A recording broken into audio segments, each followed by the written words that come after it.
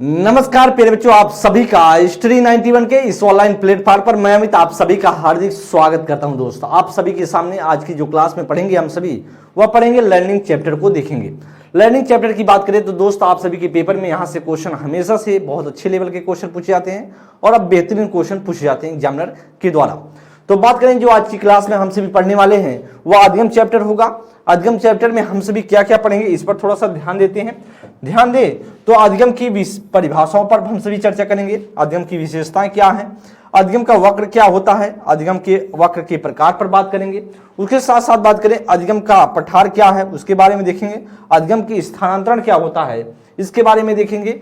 अधिगम स्थानांतरण के सिद्धांत, अधिगम स्थानांतरण के प्रकार की बात तो पहले बता दिए और इसके साथ साथ बात अधिगम के लिए आकलन या अधिगम का आकलन या अधिगम के रूप में आकलन या विद्यालय आधारित आकलन, इन सभी पर हम सभी चर्चा करने वाले हैं। बेहतरीन तरीके से सीखें और बेहतर करने की दोस्त प्रयास रहेगी हमारी। और दोस्त एक बार आप सभी सेशन को शेयर करते हुए क्लास को लाइक करेंगे। साथ ही साथ आप सभी के सामने एक इन्फॉर्मेशन है, वह इन्फॉर्मेशन की बात करें वह हिंदी इंडिविजुअल क्लास के बारे में ध्यान देंगे। आप सभी के सामने कंप्लीट कोर्स होगा और साथ साथ बात करें तो 1 साल की वैधता के साथ आपको क्लासेस प्रोवाइड होगी और 130 प्लस घंटे की क्लास आपको मिलेगी। और साथ साथ बात करें तो 2 नंबर आप सभी के सामने दिए गए हैं, कोई दिक्कत हो आप सभी इस नंबर पर संपर्क कर सकते हैं। देखिए हम सभी बात करेंगे दोस्त, वह बात करने वाले हैं अधिगम चैप्टर पर। तो देखेंगे अधिगम चैप्टर के बारे में सीखने वाले हैं। देखिए डिफिनीशन से बात किया जाए तो आप सभी के पेपर में डिफिनीशन से क्वेश्चन बहुत अच्छे क्वेश्चन पूछे जाते हैं। तो अधिगम चैप्टर की दोस्त बात करेंगे। सबसे पहले अधिगम चैप्टर को हम अधिगम को बात करें तो दूसरे भाषा में कह सकते हैं अधिगम को क्या बोला जाता है, सीखना बोला जाता है। अधिगम कहें या इसे सीखना बोले बात एक ही होगा और अधिगम या सीखना एक ही चैप्टर का नाम है। लेकिन बात करेंगे हम परिभाषाओं की चर्चा करते हैं। परिभाषाओं की बात करें तो अधिगम क्या है, स्किनर की डिफिनेशन, सारे के सारे जो डिफिनेशन दिए गए हैं सभी आपके पेपर में पूछे गए हैं। हर बार आप सभी से पेपर में अलग अलग डिफिनेशन पूछे गए हैं। लेकिन सबसे पहले ध्यान देंगे स्किनर क्या कहते हैं कि सीखना व्यवहार में सतत एवं अनुकूलन की प्रक्रिया है। सतत अनुकूलन की क्या है, एक प्रक्रिया है, या सीखना के बारे में कहते हैं व्यवहार में एक सतत अनुकूलन की प्रक्रिया क्या कहलाती है, स्किनर की डिफिनेशन। क्रोन क्रो की डिफिनेशन बात करेंगे तो क्रोन क्रो क्या कहते हैं अधिगम आदतों, आवृत्तियों और ज्ञान का क्या है, अर्जन है। क्या है, आदतों, आवृत्तियों और ज्ञान का क्या होता है, अर्जन होता है। और साथ ही साथ बात करें गिरफोर्ड की डिफिनेशन की बात करें, आप देखते होंगे गिरफोर्ड की डिफिनेशन वह है व्यवहार द्वारा व्यवहार में परिवर्तन सीखना कहलाता है। देखिए दोस्त बात करें यह गिरफोर्ड की डिफिनेशन यूपी टेट 2019 के पेपर में पूछा गया था। उसके साथ साथ बात करें जो क्रोन क्रो की डिफिनेशन है यह यूपी टेट 2018 में पूछा गया था। अलग अलग पेपर में अलग अलग डिफिनेशन अलग। बात करें गेट की जो डिफिनेशन है यह दोस्त बात करें यूपी टेट 2021 में पूछा गया था, 2021 में पूछा गया था। तो इस तरीके से आप देख पा रहे हैं अलग अलग पेपरों में अलग अलग हमेशा से एक को डिफिनेशन हमेशा से आपके पेपर में आए हैं हर बार जब जब यूपी टेट हुआ है। उसके साथ साथ बात करें सुपर टेट में भी यहाँ से क्वेश्चन पूछे जाते हैं। तो आईपीएल की बात करें, आईएपीएल की बात करें तो उन्होंने कहा कि वातावरण में परिवर्तन के कारण मानव के व्यवहार में हुआ परिवर्तन क्या कहलाता है, अधिगम कहलाता है। वातावरण में परिवर्तन के कारण मानव के व्यवहार में जो परिवर्तन जो चेंज होता है उसे हम क्या जानते हैं, अधिगम कहते हैं। आईईपीएल के द्वारा बोला जाता है। गेट्स क्या कहते हैं, गेट्स के अनुसार वेरी इंपॉर्टेंट, गेट्स कहते हैं अनुभव द्वारा, अनुभव एवं प्रशिक्षण द्वारा व्यवहार में परिवर्तन क्या कहलाता है, अनुभव एवं प्रशिक्षण के द्वारा जो व्यवहार में परिवर्तन होता है वह क्या कहलाता है, अधिगम की डिफिनेशन। वेरी इंपॉर्टेंट डिफिनेशन, इस बात को आप लोग अपने दिमाग में गांठ बांध लीजिए। अब हम ध्यान देंगे दोस्त परिभाषाओं के सामने ध्यान देंगे, अब विशेषताओं पर चर्चा करेंगे कि अधिगम की क्या क्या विशेषताएं, इस पर थोड़ा सा ध्यान देंगे। कारण कि अधिगम आजीवन चलने वाली प्रक्रिया है। मतलब अधिगम जो सीखते हैं हम पूरे जीवन कुछ ना कुछ सीखते ही रहते हैं। इसलिए आजीवन जो बात किया, अधिगम सिर्फ कोई लिमिट नहीं है। जो अधिगम हमेशा पूरे जीवन, व्यक्ति का जन्म हुआ व्यक्ति का जीवन पर्यंत, जब तक व्यक्ति का मृत्यु नहीं हो जाएगा तब तक कुछ ना कुछ वह किसी न किसी क्षेत्र में सीखता रहता है। इसलिए हम कह सकते हैं आजीवन चलने वाली प्रक्रिया है। अधिगम अनुभव से बेहतर है। बात करें अनुभव से बेहतर, मतलब जो अधिगम है वह क्या होता है, वह अनुभव से बेहतर होता है। ध्यान देंगे अनुभव के आधार जो हम सीख रहे हैं उसको अनुभव में जब आप सीखते हैं, अनुभव करने लगते हैं, वही क्या है से बेहतर होता है। ध्यान देंगे अधिगम को अभ्यास द्वारा निखारा जाता है। मतलब अधिगम को किसके द्वारा, अभ्यास के द्वारा, एक्सरसाइज के द्वारा क्या होता है, उसको निखारा जाता है। तो करेंगे। इसकी बात आप जानते भी हैं। अधिगम एक क्या लक्ष्योन्मुखी प्रक्रिया, मतलब आपको लक्ष्य तक पहुंचाती है वह अधिगम। उसके साथ साथ बात करें, अधिगम सरल से जटिल की ओर बढ़ता है। मतलब जो अधिगम होगा, जो आप सीखते हैं, पहले सरल चीज सीखते हैं, फिर कठिन की तरफ चलते रहते हैं। तो अधिगम सरल से कठिन की ओर बढ़ता है। अधिगम एक बहुआयामी प्रक्रिया है, मतलब जो आप सीखते हैं वह कई तरीके से सीखते रहते हैं, तो बहुआयामी प्रक्रिया भी बोली जाती है। अधिगम व्यवहार में वांछनीय परिवर्तन लाता है। उसके साथ साथ अधिगम एक क्या है, एक सामाजिक प्रक्रिया है, एक सोशल प्रोसेस है। क्या है, लर्निंग। तो learning is the social process. तो इस बात को ध्यान देंगे। तो ये आप ध्यान दें, जो लर्निंग है वह एक सोशल प्रोसेस है, और सोशल प्रोसेस का मतलब है कि हम समाज के द्वारा सीखते रहते हैं कुछ ना कुछ। उसके बाद करें जीवन। अधिगम क्या है, जीवन उपयोगी एवं सार्थक प्रक्रिया है, उपयोगी एवं सार्थक प्रक्रिया है। उसके साथ साथ क्या होता है, अधिगम का स्थानांतरण हो सकता है, मतलब अधिगम का स्थानांतरण होता रहता है, ट्रांसफर होता हो सकता, ऐसा कहा जाता है कि अधिगम का स्थानांतरण हो सकता है। तो अधिगम की विशेषताओं पर हम सभी ने देखा, और अधिगम की विशेषताएं आप सभी के पेपर में यहां से क्वेश्चन पूछा जाता है हमेशा से। तो इंपॉर्टेंट के कैटेगरी में रखना, ऐसे पेपर में पूछता है निम्न में से अधिगम की विशेषता कौन सा नहीं है, ऐसा आपसे प्रश्न पूछ लेता है। तो जब ऐसा कहे निम्न में से कौन सा अधिगम की विशेषता नहीं है, तो आपको जो इसमें से मैंने बताया जो नहीं रहेगा उसको आप छांट लेंगे, जो है उसको कहेंगे हाँ है। तो आगे हम बात करेंगे करा कि अधिगम वक्र की परिभाषाओं पर चर्चा करते हैं। अधिगम की परिभाषा हम सभी ने देखा, अधिगम की विशेषताओं पर चर्चा के लिए अधिगम का वक्र क्या होता है। अधिगम की वक्र की बात करें तो अधिगम का वक्र किसने दिया, सबसे पहले आप ध्यान देंगे एबिंगहॉस ने दिया है। वेरी इंपॉर्टेंट है, अगर आपसे पूछा जाए अधिगम का वक्र किसने दिया तो आप कहेंगे अधिगम का वक्र एबिंगहॉस ने दिया है।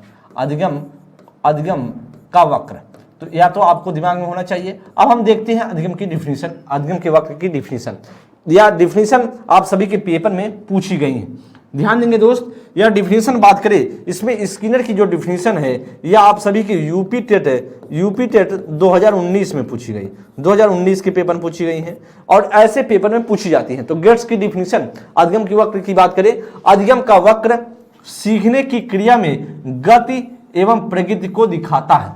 गेट्स की डिफिनीशन क्या कहते हैं, गति एवं प्रगति को दिखाता क्या, अधिगम का वक्र सीखने में क्या गति है क्या प्रगति है उसी को बताता है, गेट्स के अनुसार कहा जाता है। स्किनर ने क्या कहा, स्किनर ने कहा अधिगम का वक्र दी गई क्रिया में उन्नति और क्या दिखाता है, अवनति को ग्राफ पेपर पर वर्णन करता है। ग्राफ पेपर पर क्या करता है, उन्नति और अवनति को रिप्रेजेंट करता है। क्या स्किनर की डिफिनीशन अधिगम का वक्र। कल अलेक्जेंडर ने क्या कहा, जब सीखने के आंकड़ों को ग्राफ पेपर पर दिखाते हैं तो सीखने का वक्र बन जाता है। अलेक्जेंडर के अनुसार मतलब ग्राफ पेपर पर हम दिखाते हैं तो क्या बन जाता है, अधिगम का वक्र बन जाता है। रेमंस और गिज के अनुसार ध्यान देंगे, अधिगम का वक्र किसी दी गई क्रिया को आंशिक रूप से सीखने की क्या है, एक पद्धति है। या डिफिनीशन इंपॉर्टेंट है। तो सारे के सारे जो चारों डिफिनीशन दिखाई दे रहा है, चारों डिफिनीशन इंपॉर्टेंट है। हर बार आप सभी के पेपर में बदल कर एग्जामिनर ने पूछने का प्रयास किया डिफिनीशन को। ध्यान देंगे अधिगम की वक्र की बात करते हैं। ध्यान देंगे जो अधिगम का वक्र है, तो अधिगम का वक्र ध्यान देंगे ऐसे आपको जो x जो आपका है एक y है, तो ये टाइम को रिप्रेजेंट करेगा, वर्क को रिप्रेजेंट करेगा। तो याद दें कर्व साफ जो लर्निंग है इसकी बात करेंगे। निष्कर्ष में ध्यान देंगे कि अधिगम का वक्र अधिगमी के सीखने की गति एवं प्रगति को दर्शाता है। जो निष्कर्ष है या इसमें दर्शाएगा, इसी पर हम ड्रॉ करेंगे कि कैसे वह जो अधिगमी है, जो अधिगम करता है, जो लर्नर है, वह कैसे सीख रहा है। तो ध्यान देंगे अधिगम के प्रकार की बात करें, अधिगम के प्रकार की बात करें तो आप जानते हैं अधिगम का प्रकार कौन, अधिगम का वक्र की प्रकार की बात करें तो आप कहेंगे अधिगम वक्र 4 प्रकार का होता है। चारों प्रकार आपको याद होने चाहिए। सबसे पहले सरल या रेखी वक्र, या इसे बोलेंगे नतोदर वक्र, दूसरा उन्नतोदर वक्र और मिश्रित वक्र। ये 4 वक्र आप सभी के सामने हैं और चारों वक्र इंपॉर्टेंट हैं, चारों आपके दिमाग में होना चाहिए। कोई पूछे अधिगम का वक्र कितने प्रकार के, तो आप कहेंगे 4 प्रकार का। किसने दिया, एबिंगहॉस ने दिया है, और ये चारों प्रकार याद हो। अब हम देखते हैं कैसे इसको ड्रॉ किया जाता है। सरल या रेखी वक्र की बात करेंगे, सरल या रेखी वक्र की चर्चा करेंगे। जब अधिगमी सीखने की गति हमेशा एक जैसी हो तो वह क्या कहलाती है, सरल वक्र कहलाता है। जब आपसे कहा जाए, कोई कहे जब अधिगमी का जो अधिगमी का सीखने की गति कैसी हो, एक जैसी होती है, तो वह क्या बोला जाता है, वह बोला जाता है दोस्त, वह बोला जाता है सरल वक्र वह बना रहा है। तो यह ध्यान देंगे, करा कि निष्कर्ष की बात करें, जैसे कोई या क्या होगा, या टाइम है या क्या है, टाइम है या क्या है, वर्क है, या टाइम या वर्क है। और इसमें देख रहे हैं कि टाइम के साथ क्या, लगातार टाइम के साथ क्या रहा, लगातार टाइम के साथ बढ़ता जा रहा है। तो यही कारण निष्कर्ष में भले ही इस वक्र का नाम सरल वक्र हो, लेकिन मनुष्य इस वक्र का, इस तरह का वक्र नहीं बना पाता है, और इसीलिए मनुष्यों के लिए यह एक असंभव एवं आदर्श वक्र है। ध्यान देंगे, अगर आपसे पूछे यह कौन बनाता है, कहेंगे मशीन बना सकता है। कौन बना सकता है, मशीन बना सकता है। क्योंकि बात करें यह क्यों बनाता है मशीन, क्योंकि मशीन थकती नहीं है, उसमें आप लगातार चीजें देते रहेंगे, ऊर्जा देते रहेंगे, वो चलती रहेगी। लेकिन मनुष्य एक टाइम के बाद थक जाएगा, और इसीलिए बात किया जाए तो सरल वक्र कौन है, वह मनुष्य के द्वारा नहीं बनाया जाता, असंभव प्रक्रिया है। और एक साथ साथ बात करें, एक आदर्श वक्र है, मतलब हमें इसको यह बताता है कि मनुष्य को ऐसे निरंतर वक्र कार्य करते रहना चाहिए, वर्क करते रहना चाहिए, यही बताने का प्रयास करता है। आगे ध्यान देंगे, नतोदर वक्र क्या होता है। नतोदर वक्र के नाम अलग अलग है, जैसे बढ़ता निष्पादन वक्र बोला जाता है, और धनात्मक वक्र। जो दूसरा वक्र है जिसे नतोदर वक्र या बढ़ता निष्पादन वक्र या धनात्मक वक्र की बात करते हैं, जब शुरू में सीखने की गति क्या हो, धीमी हो, और बाद में क्या हो, तेज हो। तो देख पा रहे हैं, शुरू में धीमी है, बाद में लगातार क्या हो रही है, बढ़ती जा रही है, लगातार क्या जा रही है, बढ़ती जा रही है। इसीलिए बात करें या क्या वक्र बन रहा है, या बात करें आपका जो वक्र बन रहा है, या किसको रिप्रेजेंट कर रहा है, ये टाइम को बता रहा है, टाइम को बता रहा है। ये किसको बता रहा है, ये आपका वर्क बता रहा है। तो वर्क लगातार टाइम के साथ क्या हो रहा है, वर्क लगातार क्या हो रहा है, बढ़ता जा रहा है। तो इसका मतलब है पहले धीमा फिर तेज। तो यही तो बताने रहा है कि जैसे परीक्षा के समय, परीक्षा से पहले आप, परीक्षा के पहले और परीक्षा के दौरान सीखने की गति होती है, मतलब जब परीक्षा के पहले हो और परीक्षा के दौरान, तो लगातार बढ़ता रहता है। इस प्रकार से ध्यान देंगे। तो आगे हम बात करेंगे उन्नतोदर वक्र, और जिसे घटता निष्पादन वक्र क्या बोला जाता है, नतोदर वक्र या घटता निष्पादन वक्र या ऋणात्मक वक्र। यह नाम आपको याद रखना है। अगर आपसे पूछ रहे ऋणात्मक वक्र किसे बोला जाता है, किस वक्र को बोला जाता है, तो आप सीधा बताएंगे वह बोला जाता है उन्नतोदर वक्र को।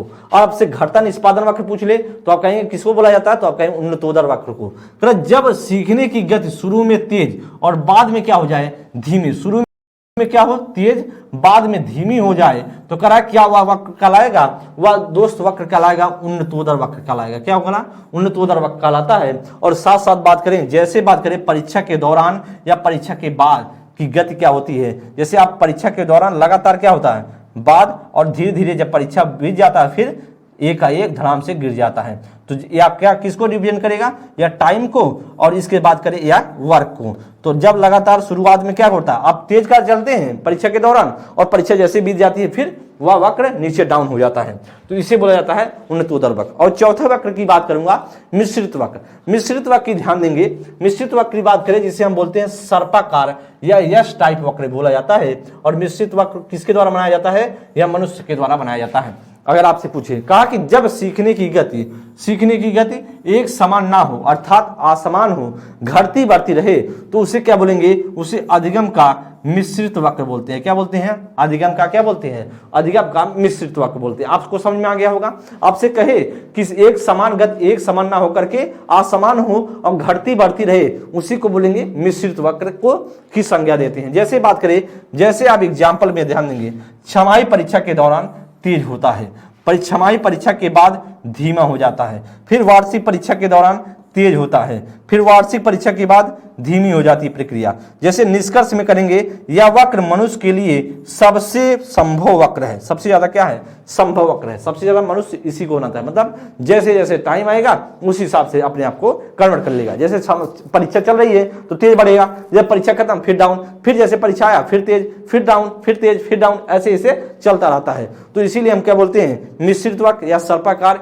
या यश टाइप वक्र बोला जाता है। दोस्त आप सभी समझ गए होंगे, मैंने आपको अधिगम बताया, अधिगम क्या है, अधिगम की डिफिनेशन समझाने का प्रयास किया, अधिगम की विशेषताओं पर चर्चा किया। उसके बाद बात करें क्या होता है अधिगम का वक्र। अधिगम के वक्र मैंने 4 प्रकार के बताए, जिसमें से एबिंग हॉस ने दिया था, चारों प्रकार को हम सभी ने क्लियर कर रखा है। अब हम ध्यान देंगे दोस्त, वह होगा अधिगम का पठार। क्या होगा, अधिगम का पठार, उसकी परिभाषाओं पर ध्यान देंगे। क्या होगा, अधिगम का पठार। अधिगम का पठार की बात करेंगे। अब इस पर चर्चा करेंगे, क्या होता है अधिगम के पठार की चर्चा करेंगे, देखेंगे, इसके बारे में सीखेंगे। तो ध्यान देंगे, कारक स्किनर की डिफिनीशन इंपॉर्टेंट है। पठार एक क्षैतिज प्रसार है। प्रसार क्या है? पठार क्या है? एक क्षैतिज प्रसार है जिसमें सीखने की क्रिया में उन्नति, जिसमें सीखने की क्रिया में क्या होती है? उन्नति, प्रत्यक्ष बोध नहीं होता है। क्या नहीं होता है? प्रत्यक्ष बोध नहीं होता है। रोज की डिफिनीशन देखेंगे। रोज क्या कहते हैं? रोज कहते हैं दोस्त कि पठार सीखने की क्रिया की प्रमुख क्या है? विशेषता है, जो उस अवधि को सूचित करता है जो सीखने की क्रिया में कोई उन्नति नहीं होती है, जो सीखने की प्रक्रिया में कोई उन्नति नहीं होती। स्किनर के अनुसार आपने देखा कि उन्नति प्रत्यक्ष बोध नहीं होता है, और उसके बाद रोज की डिफिनीशन आपने देखा कोई उन्नति नहीं होती है। तो अभी ध्यान देंगे, रेक्स और नाइट के अनुसार क्या है? अधिगम के पठार तब आते हैं, अधिगम के पठार तब आते हैं जब व्यक्ति सीखने की एक अवस्था में पहुंचकर दूसरी अवस्था की ओर जाता है। मतलब एक अवस्था तक पहुंचकर दूसरी अवस्था में जाता है तो अधिगम का पठार आ जाता है। रेक्स और नाइट के अनुसार है। सोरेनसन के अनुसार वेरी इंपॉर्टेंट है, या ध्यान देंगे सोरेनसन के अनुसार, ध्यान देंगे या पेपर में आया है, ध्यान देंगे या रोज की डिफिनीशन, स्किनर डिफिनीशन और सोरेनसन की डिफिनीशन का पठार कुछ दिनों, कुछ हफ्तों या कुछ महीनों तक रह सकते हैं। पठार हमेशा के लिए नहीं होता है। पठार कुछ टाइम के लिए आपके पास आते हैं और कुछ टाइम के बाद वो पठार खत्म हो जाते हैं। इसीलिए कहा जाता है कि सोरेनसन ने ऐसा बताया था। इस डिफिनीशन को, चारों डिफिनीशन आपके दिमाग में होना चाहिए पठार के।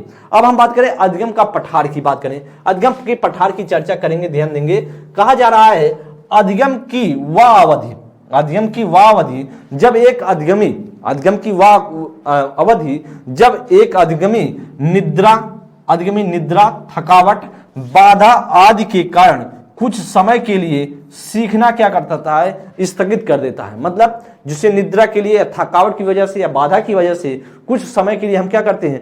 रोक देते हैं, रुक जाता है, उसे हम क्या बोले हैं? कुछ कारण से क्या होता है? कुछ समय के लिए स्थगित कर देते हैं, तो उसे हम क्या बोलते हैं? अधिगम का वक्र। अधिगम का वक्र ऊपर या नीचे जाने के कारण, ऊपर या नीचे जाने की जगह से सीधी रेखा बन जाती है, जिसे हम बोलते हैं अधिगम का पठार कहते हैं। जैसे शुरुआत में कहे काम करना शुरुआत किया, फिर इसके क्या होगा? कुछ डाउन एकदम पैरेलल, जैसे जब रेखी हो जाए, फिर इसके बाद आप काम करना स्टार्ट किए, फिर एकदम सीधा हो जाए, तो यह क्या बन रहा है? जब यह पठार बना। जब यह सीधा हो रहा है तब तक क्या हो रहा है? तब तक पठार बन रहा है। देखिए यहां पर सीधा हुआ, तो यहां पर सीधा हुआ, तो इसका मतलब यहां पठार बन गया। यहाँ का क्या होगा? पठार बन गया। जब फिर सीधा हुआ तो इसका मतलब पठार बन गया। फिर यहाँ पर सीधा हुआ, इसका मतलब फिर से पठार बन गया। तो इसलिए ध्यान देंगे, जैसे आप समझ गए होंगे, या क्या होगा? एक तरीके से पठार बन गया। जब सीधा हो रहा है तब तक क्या हो रहा है? पठार बनता जा रहा है। तो जब सीधा तब तक पठार। आगे हम ध्यान देंगे, पठार के कारण, जो अधिगम का पठार होता है, क्यों होता है? ध्यान देंगे किस या कारण किसका क्या है जो हमें पठार बनता है? कारण निद्रा की वजह से। जब आपको निद्रा, देखिए पठन, जब निद्रा आप लेते हैं तो अधिगम का पठार बन जाता है। जब आपके पास थकावट हो जाए, आपको थकावट हो जाए किसी कार्य करते करते, तो आपका अधिगम का पठार, आप कुछ काम देर के लिए काम को रोक देते हैं तो पठार बन जाता है। चोट आपको लग जाए तो अधिगम का पठार बनता है। जब आपको चोट, यह कारण पूछे जाते हैं, अधिगम का पठार निम्न में से किस कारण से बनते हैं? तो ऐसा ऑप्शन में रहता है, तो आप टिक कर जाते हैं दोस्त। बीमारी, अगर आपको कोई बीमारी हो गई तो आपका अधिगम का पठार बनना निश्चित है, क्योंकि बीमारी होगी तो रुकावट होगा सीखने में, थोड़ा सा टाइम के लिए वह सीधी रेखा में चलने लगता है।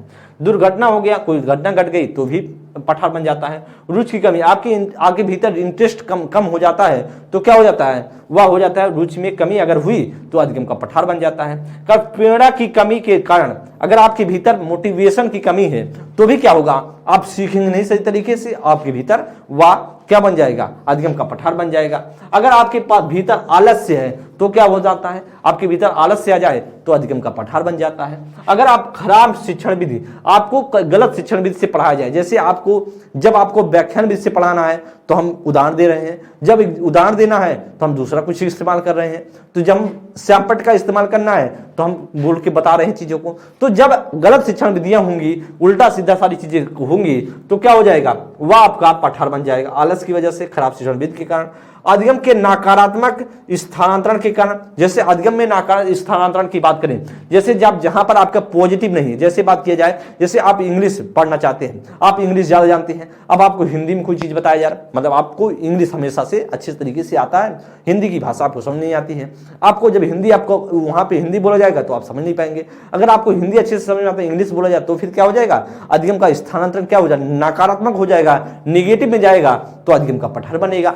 करा कि अनुपयुक्त या नीरस पाठ्यक्रम के कारण, जैसे आपके लिए उपयुक्त ना हो, जैसे आपके लेवल का ना हो, मतलब क्लास 5th में आप हैं और पढ़ाया जा रहा है क्लास 10 का, तो आपके लिए वह सिलेबस उपयुक्त तो नहीं है। उसके साथ साथ क्या जो पाठ्यक्रम है उसमें आपको देखेंगे पाठ्यक्रम आपके लेवल का नहीं है, तो फिर नीरस बनना जरूरी है, क्योंकि नीरस होगा और पठार बनेगा। तो दोस्त आप सभी समझ गए होंगे अधिगम के पठार के कारण क्या क्या हो सकते हैं, आप सभी ने सीख लिया, कोई दिक्कत कोई परेशानी तो ऐसे नहीं होगी।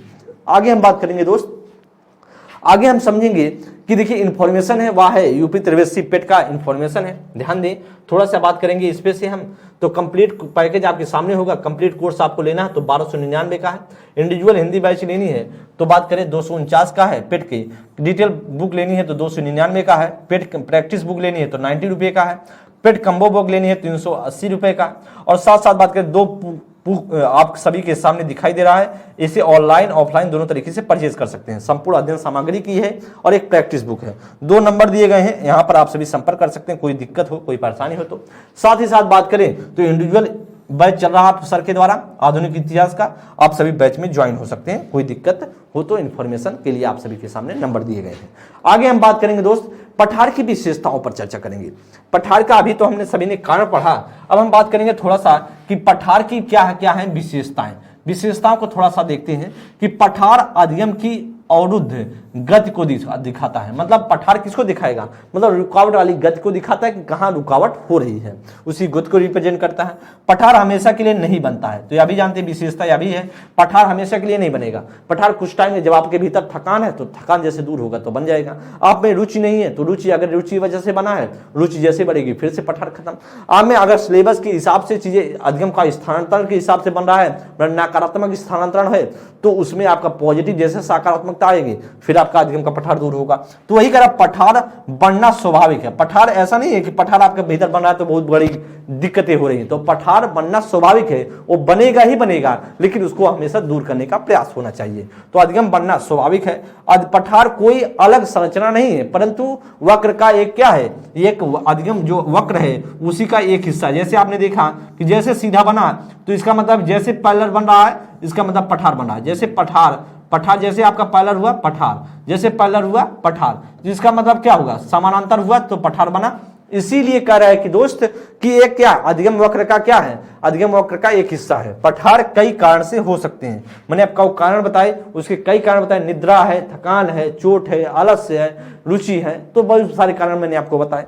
उसके साथ साथ बात करें पठार समानता कुछ समय के लिए या अल्पकालीन होता है, मतलब मैंने आपको बताया कुछ टाइम जैसे आप में भीतर जिज्ञासा जगी, जैसे आप में रुचि हुई, जैसे आपका थकान दूर हुआ, आलस्य दूर हुआ, निद्रा गई, वैसे क्या होगा आपका थकान दूर हो गया।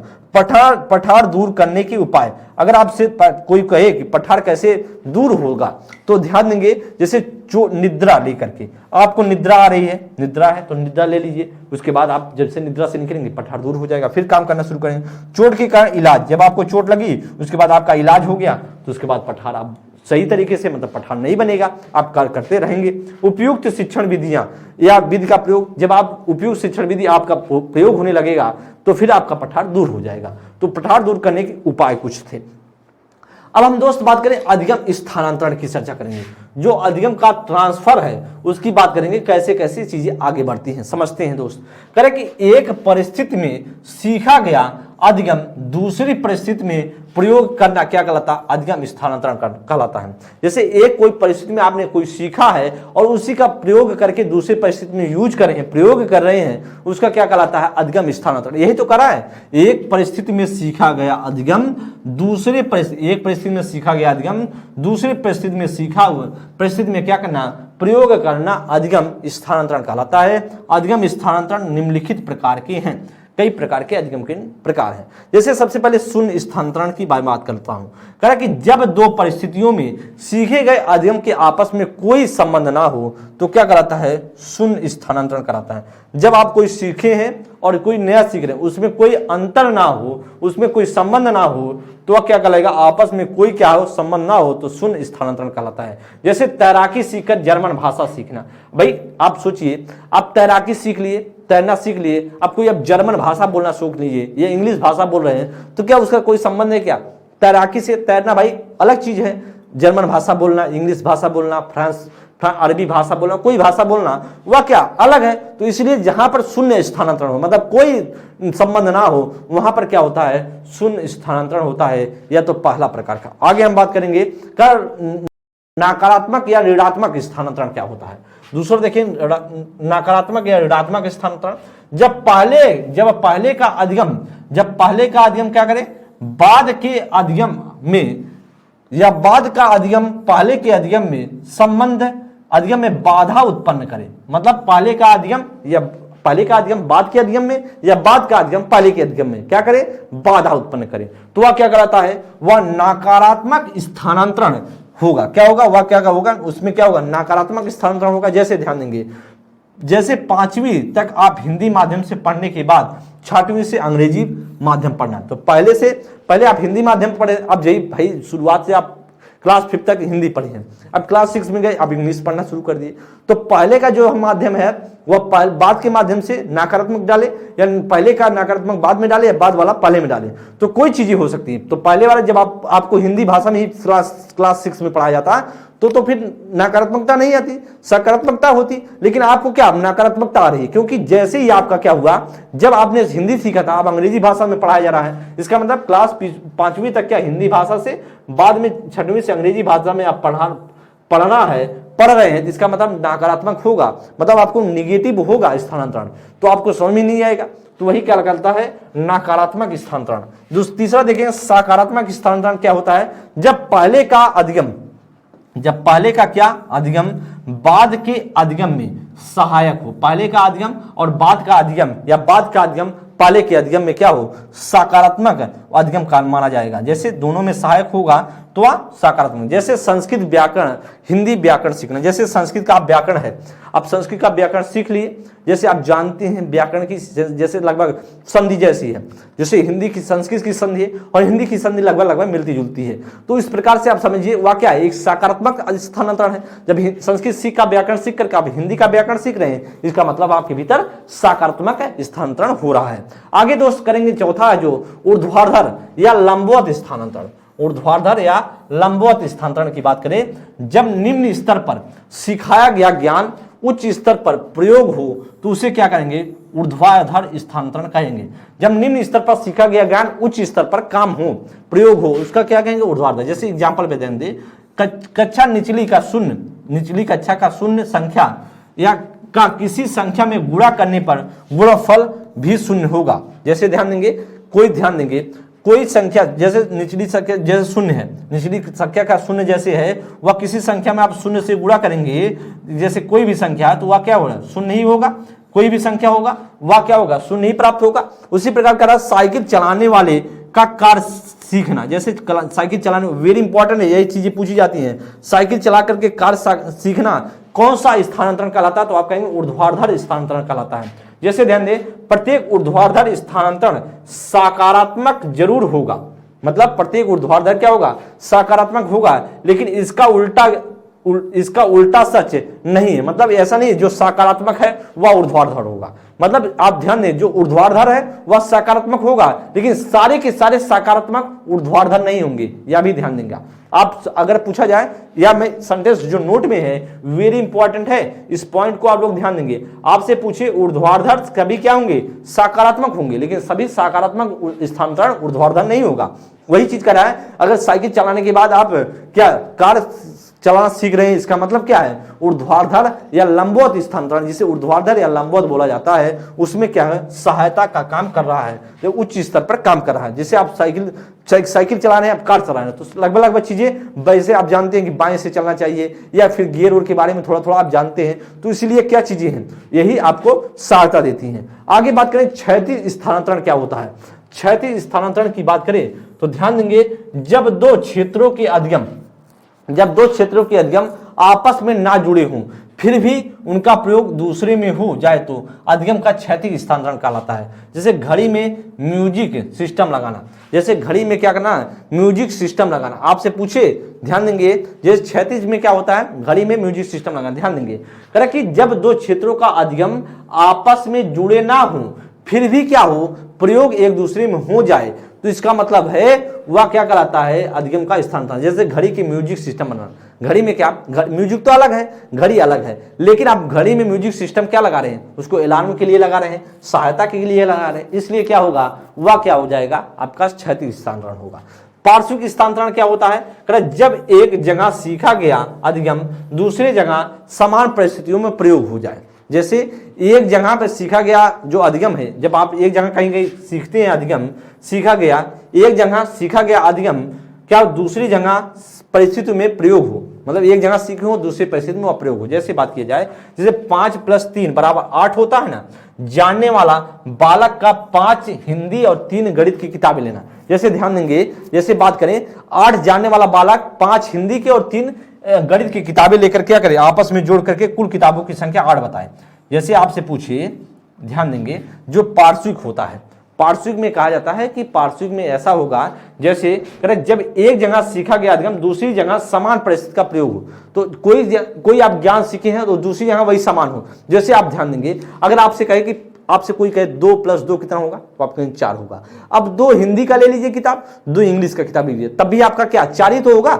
वही चीजें हैं, जब एक जगह सीखी गई, एक परिस्थिति में सीखी गई जो अधिगम है वह दूसरी समान परिस्थिति में प्रयोग हो जाए, वही क्या कहलाता है, पार्श्विक कहलाता है। आगे दो ध्यान देंगे, द्विपार्श्विक जो स्थानांतरण क्या है, कि ध्यान देंगे, जब मानव शरीर के एक अंग में सीखा गया अधिगम दूसरी उसी निपुणता के साथ दूसरे अंग में स्थानांतरित हो जाए तो उसे द्विपार्श्विक मानेंगे। जैसे एक हाथ में देखिए, कि एक हाथ से जो एक हाथ में आप एक हाथ से जो चीजें सीखे हैं, यही तो करा है, मानव शरीर के एक अंग का सीखा गया जो अधिगम है। मानो जैसे आप देखते हैं दाहिने हाथ से आप लिखते हैं, अब बाएं हाथ से भी लिखना आप स्टार्ट कर दे, सेम वैसे लिखें। वही कह रहा है कि जब मानव शरीर की एक अंग से सीखा गया जो अधिगम है, लर्निंग है, दूसरे के साथ दूसरे जो हाथ में निपुणता के साथ आ जाए, उसी को क्या बोलेंगे, द्विपार्श्विक बोलेंगे। जैसे एग्जाम्पल में क्या लिखा है, हाथ से लिखने वाला बालक, दाएं हाथ से लिखने वाला बालक बाएं हाथ से भी लिखना, वह क्या कहलाता है, द्विपार्श्विक स्थानांतरण कहलाता है दोस्त। या तो अधिगम स्थानांतरण का जो प्रकार थे। अब हम ध्यान देंगे दोस्त, अधिगम का स्थानांतरण क्या होता है, अधिगम का स्थानांतरण के सिद्धांत पर चर्चा करेंगे।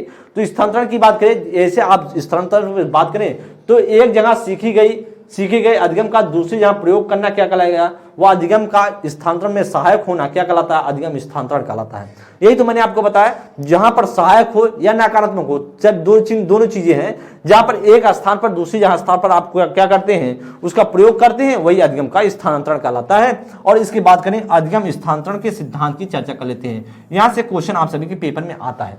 अधिगम स्थानांतरण की हमें सिद्धांत की जब आप चर्चा करते हैं दोस्त, तो पहला अधिगम स्थानांतरण का जो है वह कहता है अधिगम स्थानांतरण का समान अवयव का सिद्धांत। वेरी इंपॉर्टेंट है, आपसे पूछिए किसने दिया था, तो समान अवयव वाला बताएंगे कि किसने दिया था, आप कहेंगे थॉर्नडाइक ने दिया था। किसने, थॉर्नडाइक ने दिया था, आपके सामने लिखा गया है, थॉर्नडाइक ने दिया है समान अवयव का सिद्धांत। अधिगम स्थानांतरण का समान अवयव का सिद्धांत थॉर्नडाइक ने पहले और बाद कि अधिगम में जहां तक समानता हो वह क्या कहता है, वह सिर्फ स्थानांतरण वहीं तक होगा।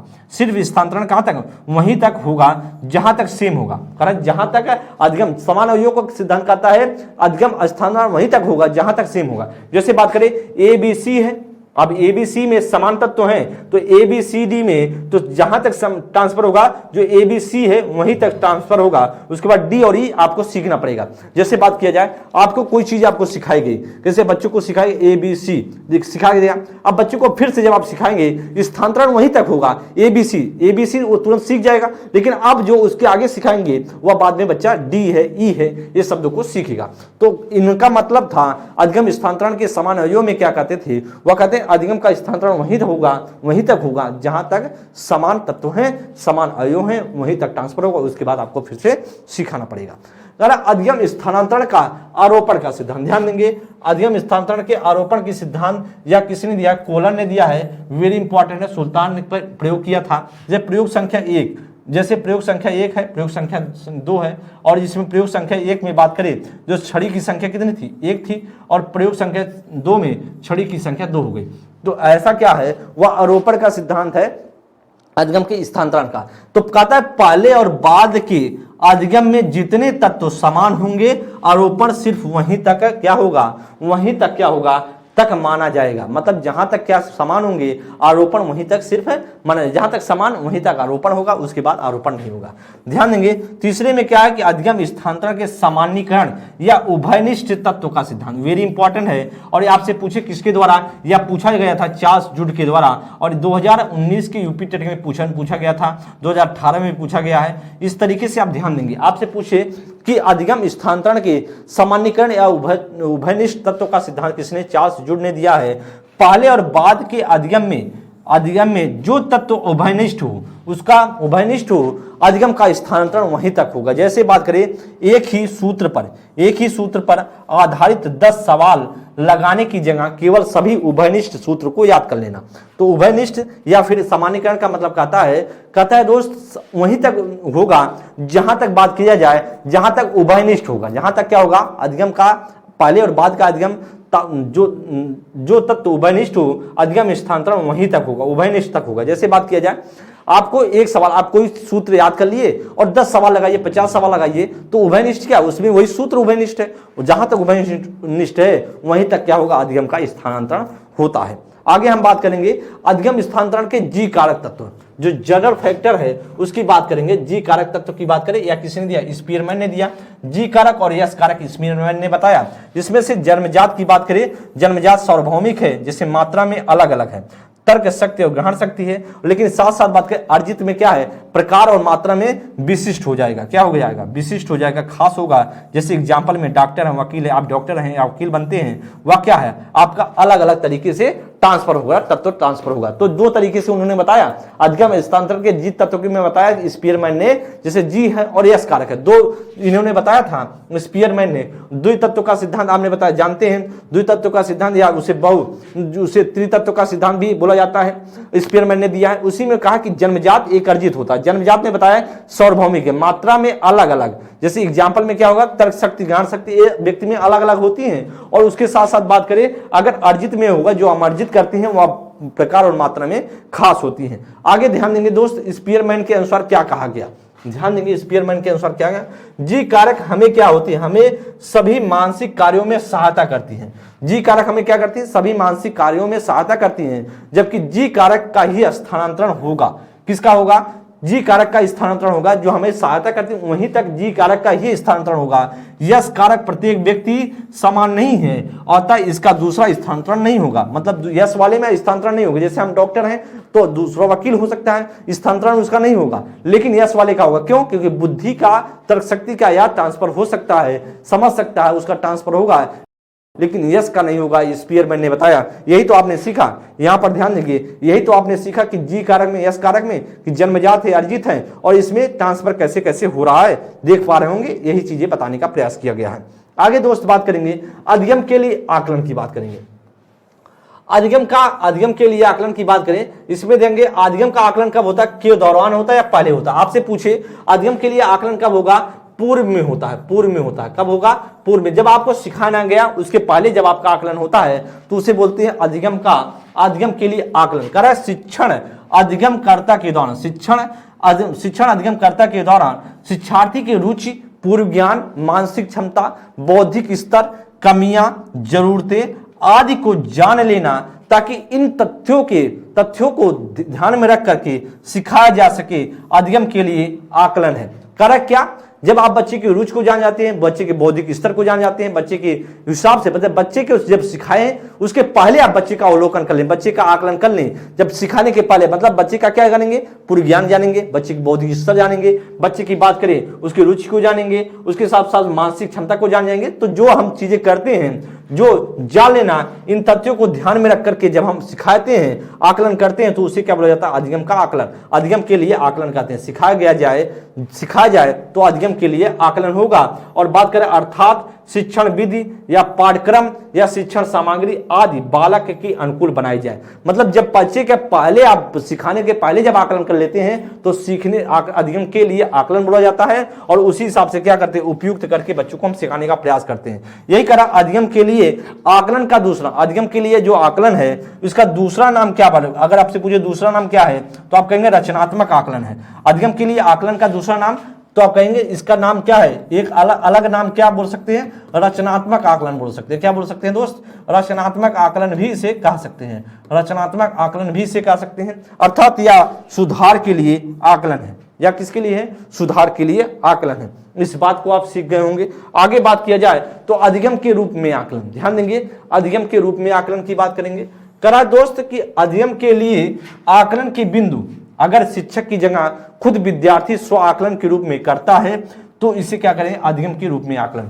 मतलब अधिगम के लिए आकलन के बिंदु पर क्या करें? शिक्षक की जगह खुद विद्यार्थी करें। इसमें क्या होगा? अधिगम के रूप में आकलन कब होता है? खुद आकलन करता है, जो अध्ययन करता होता है उनका खुद आकलन करता है। अधिगम के रूप में आकलन खुद आकलन करेगा और कोई उसका दूसरा आकलन नहीं करता है। मतलब खुद विद्यार्थी स्व आकलन करके करता है तो अधिगम के रूप में आकलन कराता है। तो आप बताएंगे अधिगम के रूप में कौन आकलन करेगा? वह व्यक्ति खुद करता है। साथ साथ बात करेंगे, जैसे एग्जाम्पल की बात करें कि एक बावर्ची का भोजन बनाते समय भोजन में नमक की स्तर का पता लगाना, तो इसमें अधिगम करता कौन है? वही बना रहा है, वही नमक चेक कर रहा है, वही डाल करके नमक को चेक कर रहा है। तो इसका मतलब क्या है?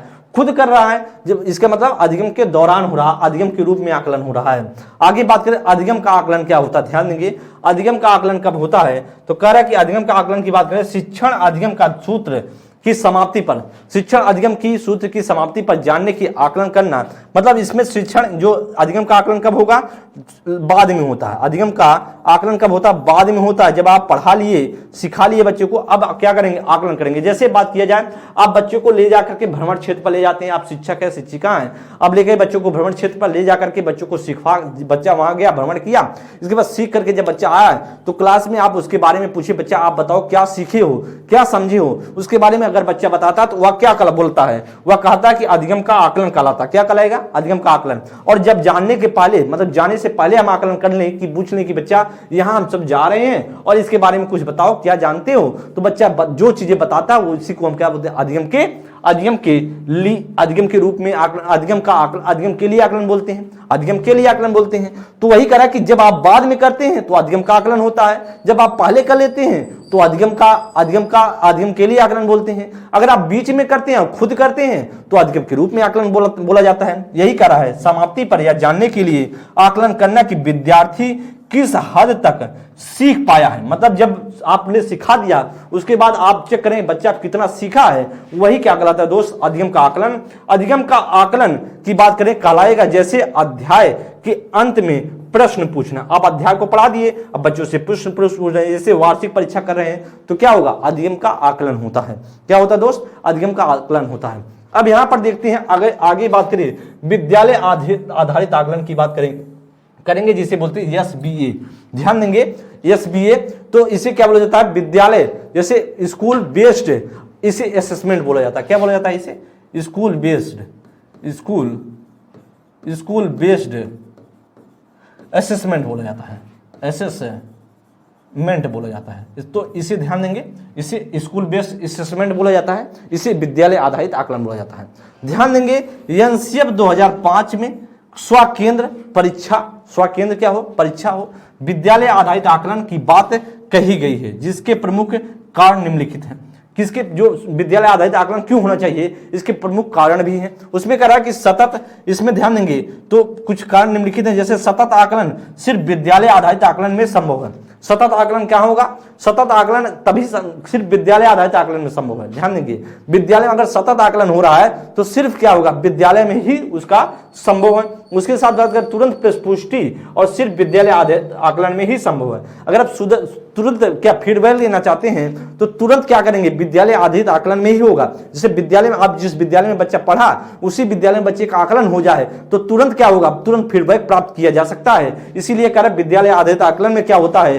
तुरंत पुष्टि, तुरंत या फीडबैक प्राप्त हो सकता है। उसमें यह भी कह रहा है कि सतत आकलन के लिए विद्यालय आधारित आकलन ही जरूरी है। अगर सतत आकलन आपको लेनी है तो विद्यालय आधारित आकलन में ही होगा, अदरवाइज नहीं हो सकता है। कह रहा पाठ सामग्री क्रियाओं का कई बार वार्षिक परीक्षा में मूल्यांकन नहीं हो पाता है, तो कई बार मूल्यांकन नहीं होता है, इसीलिए इसका आकलन सिर्फ विद्यालय में संभव है। किसका है? जो पाठ सामग्री क्रियाएं हैं, इसका क्या कब होता है?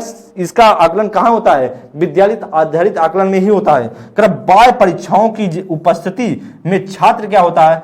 तनाव या डर महसूस करते हैं और भयमुक्त आकलन सिर्फ अपने विद्यालय में ही संभव है। ध्यान देंगे कि अगर बात ध्यान देंगे, जो कहता है एनसीएफ कहता है, जो आरटीई कहता है, वह कहता है दोस्त, और बात किया जाए समावेशी शिक्षा, ये सारी चीजें जो कहती हैं वह कहती है बच्चों का कैसे अलग आकलन होना चाहिए? विद्यालय आधारित आकलन होना चाहिए। क्यों अब विद्यालय आधारित आकलन होना चाहिए? क्योंकि बच्चा क्या होगा, बच्चा अगर किसी दूसरे विद्यालय में जाता है तो बच्चा डर जाता है। डरने की वजह से क्या होता है, बच्चे में जो चीजें याद है, जो बच्चा बता सकता है, अपनी बातों को कह सकता है, वह कह नहीं पाता है, अपनी चीजों को व्यक्त नहीं कर पाता है। इसलिए कहा जाता है कि विद्यालय आधारित आकलन से बच्चा उसी विद्यालय में, उसी इन्वायरमेंट में पूरे वर्ष रहा है, उसी इन्वायरमेंट में उसी टीचर के साथ बच्चा सामंजस्य बैठा करके चीजों समझा है। इसीलिए जो बच्चे का आकलन हो वह क्या हो, विद्यालय आधारित आकलन होनी चाहिए, इस बात पर जोर दिया जाता है दोस्त। अब विद्यालय आधारित आकलन के प्रकार की बात करें, या किस प्रकार से हो सकता है विद्यालय आधारित आकलन? वह सतत आकलन हो सकता है, व्यापक आकलन हो सकता है, निदानात्मक या उपचारात्मक आकलन हो सकता है, या पोर्टफोलियो आकलन।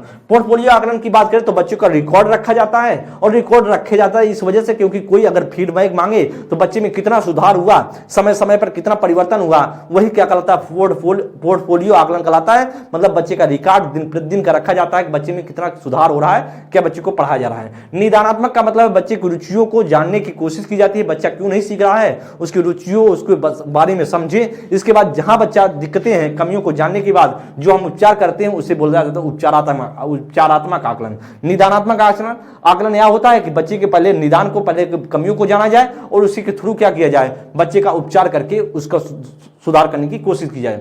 व्यापक आकलन और सतत आकलन आपको पहले से पता है, या विद्यालय आधारित आकलन के प्रकार हैं दोस्त। आप सभी ने दोस्त देखने का प्रयास किया, समझने का प्रयास किया।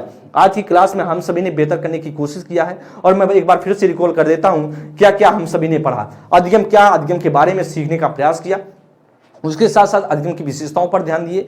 अधिगम का वक्र की बात करें, अधिगम का वक्र मैंने आपको बताया 4 प्रकार का, सरल वक्र, मिश्रित वक्र, नतोदर और नतोदर वक्र। जो अधिगम का वक्र की बात करें एबिंगहॉस ने दिया है। उसके साथ साथ वक्र की बात करें तो मैंने आपको बताया जो नतोदर वक्र है वह धनात्मक वक्र बोला जाता है, या पेपर में कई बार पूछा गया है। नतोदर वक्र को क्या बोला जाता है? वह बोला ऋणात्मक वक्र बोला जाता है। घटता निष्पादन वक्र भी बोला जाता है। इस बात को आप लोग ध्यान देंगे। उसके साथ साथ हमने सभी ने देखा अधिगम का पठार क्या है। अधिगम पठार जो है समय के टाइम, कुछ टाइम के लिए बच्चे में, व्यक्ति में आ जाता है, जिसमें सीखने की गति रैखिक हो जाती है, स्थिरता आ जाती है। उसके साथ साथ हम सभी ने देखा अधिगम स्थानांतरण की बात किया। अधिगम स्थानांतरण क्या होता है? जब कहीं सीखी गई बात दूसरी जगह कहीं हेल्प करे, आपको सहयोग करे, वही क्या कहती है? अधिगम स्थानांतरण कहलाता है। अधिगम स्थानांतरण की बात करें तो अधिगम स्थानांतरण की बात किया जाए तो हम सभी ने अधिगम स्थानांतरण के कुछ सिद्धांत पढ़े, जिसमें 4 जुट कर पढ़े, सामान्यीकरण का सिद्धांत, समान आयोग का सिद्धांत, थॉर्नडाइक का पढ़े, अन्य आरोपण का सिद्धांत हमने देखा जिसको कोलर ने दिया है। उसके साथ साथ हम सभी ने देखा कि जो जी कारक का सिद्धांत जिसने